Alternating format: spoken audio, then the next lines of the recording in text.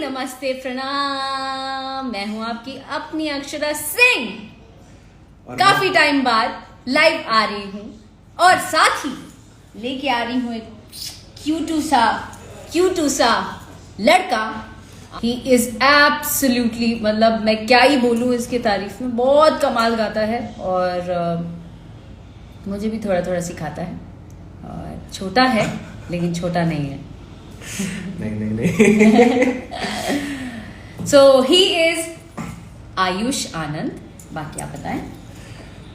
hi everyone and बहुत जल्दी आने वाला है हम, और ये एक्चुअली आप सबका सपोर्ट एंड लव